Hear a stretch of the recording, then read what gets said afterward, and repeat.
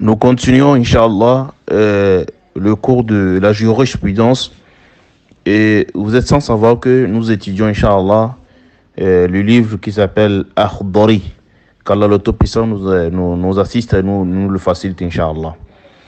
Et là où nous allons continuer aujourd'hui, Oustaz dit, وقال رحمه الله تعالى, c'est-à-dire, l'Oustaz qui a écrit le livre dit, ويتوب إلى الله قبل أن يسخط عليه, que celui qui a atteint l'âge de puberté. Parce que le livre là, on parle toujours à celui qui a atteint l'âge de puberté. Vous voyez un peu? Et ça dit, ويتوب إلى الله, de se repentir vers Allah subhanahu wa ta'ala, قبل أن يسخط عليه, du moment où la colère d'Allah subhanahu wa ta'ala n'a pas encore atteint, n'a pas encore arrivé sur lui. Vous voyez un peu? De faire en sorte que d'être un serviteur d'Allah qui se repentit. وَيَتُوبَ إِلَى اللَّهِ قَبْلَ أَن يَسْخَطَ عَلَيْهِ, de se repentir auprès d'Allah subhanahu wa ta'ala du moment où la colère d'Allah subhanahu wa ta'ala n'a pas encore arrivé sur lui. Et Oustaz dit وَشُرُوطُ التَّوْبَةِ ثَلَاثَةٌ, les conditions de la repentie sont au nombre de 3.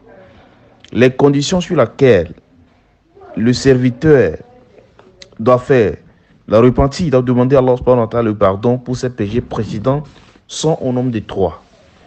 Avant que ta façon de demander le pardon ou bien le repentir auprès d'Allah subhanahu wa ta'ala soit exaucée, il y a 3 conditions.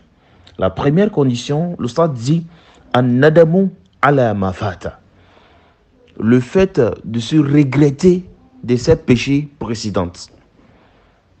An-nadamu, le regret ala ma fata, pour ses péchés qu'il avait commis avant. Le fait de se regretter, ce n'est pas le fait d'être parmi les gens et se glorifier de ses péchés précédents. Il y a des gens qui le font aujourd'hui. Il y a des gens qui sont parmi les gens, ils disent si ce n'est pas que nous on a laissé avant là, non, c'est pas bien. Pourtant, c'est de pleurer pour ses péchés précédents. Qu'Allah nous pardonne tous, Inch'Allah. L'Oustaz dit وَالنِّيَّةُ أَلَّا يَعُودَ إِلَى ذَنْبِ فِيمَا بَقِيَ مِنْ أُمْرِهِ, et de formuler une autre intention qu'il ne va jamais retourner dans ses péchés jusqu'à la fin de sa vie. Allahu Akbar. C'est la deuxième condition. La première condition, c'est quoi? Le fait de se regretter. Le regret.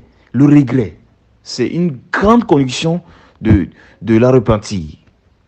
Et la deuxième condition, c'est وَالنِّيَّةُ أَلَّا يَعُودَ إِلَى ذَنْبِ فِيمَا بَقِيَ مِنْ أُمْرِهِ. Le fait de faire quoi? Le fait de prendre une autre intention. Que tu ne vas plus retourner dans tes péchés jusqu'à la fin de ta vie. Allahu Akbar. Qu'Allah le Tout-Puissant nous pardonne tous nos péchés.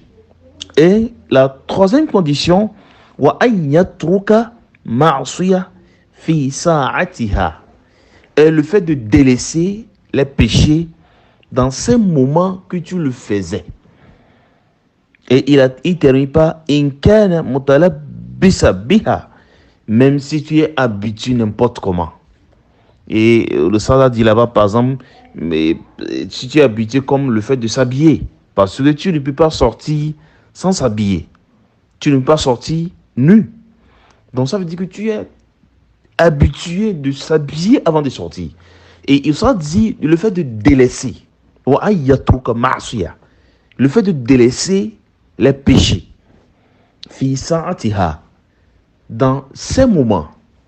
Si tu as l'habitude de voler chaque nuit, les conditions sur lesquelles Allah subhanahu wa ta'ala va accepter ton repenti, c'est quoi? C'est de délaisser. Vous voyez un peu? C'est de délaisser cette action que tu faisais avant dans ces moments. Et il sera dit in kana mutalabbisa biha, même si cet axe est habitué pour toi n'importe comment.